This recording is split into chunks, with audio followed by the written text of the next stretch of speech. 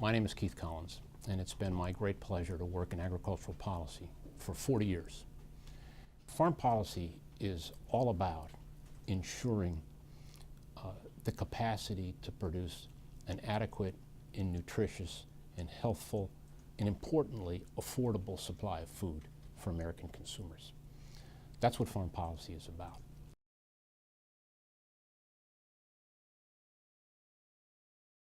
Farm policy, when I first started working in agricultural policy in the mid-1970s, was a set of programs run by the government that controlled the amount of acreage a farmer could plant, that set minimum prices for crops in the marketplace through something called the non-recourse loan program, and then paid farmers whenever market prices were below a government set price level, an administered price called the target price. So it was a package of supply control, minimum price, and direct payment programs. Together, those were called income and price support programs. They were designed by the government, the farmer was the recipient, and simply had to do what the government said the farmer had to do. So it wasn't very market-oriented. These programs distorted farmers' choice of what crops they could grow. The prices in the marketplace were sometimes not in touch with the market. And that started to be realized over time. And so in 1996, we eliminated acreage control programs. So farm programs became much more market-oriented over time. And they became smaller because of budget constraints. At the same time, we had disaster policy, which was fashioned around passing legislation after each disaster, called ad hoc disaster assistance legislation.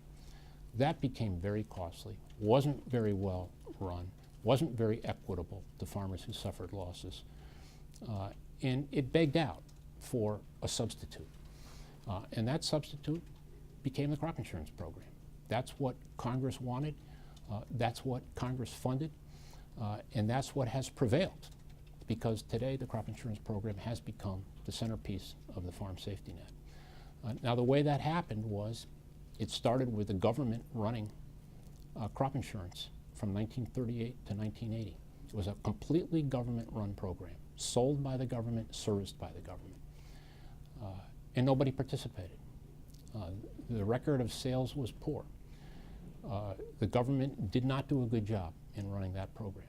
So in 1980, the Federal Crop Insurance Act created a public-private partnership where the government would regulate and fund a program, provide support to producers to buy policies, but the policies would be sold and serviced by private companies. And that started the remarkable chain of events that brought us from about 50 million insured acres in 1981 to 294 million insured acres today.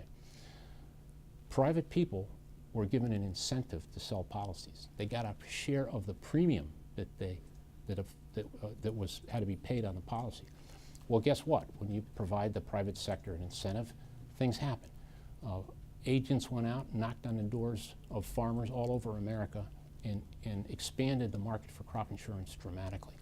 Along the way, Congress also improved the program. One of the main things they did was simply increase the level of support for farmers.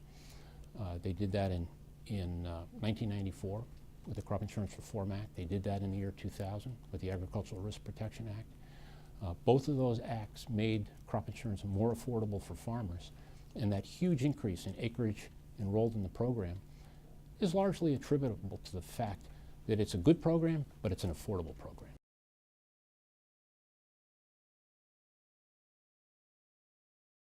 If crop insurance is going to maintain its position as the dominant part of the farm safety net, it has to serve American agriculture widely. Most farmers have to be able to participate in the program. That means that the portfolio, the products offered through crop insurance have to expand, get better, become more effective. A lot of that work has been done, but there's a lot more that still needs to be done. For example, since 2000, over 100 new products have been introduced into the crop insurance program and sold by by crop insurance agents and companies. The 2014 Farm Bill addresses this issue and mandates expansion in certain areas. One of the areas it suggests is what we call plans of insurance, the different type of insurance products that farmers can buy. The Farm Bill mandated a whole farm insurance plan where a farmer could insure everything grown on the farm, even if some of those commodities didn't have insurance products available to them. Livestock, crops, everything could be lumped together and insured under a whole farm policy.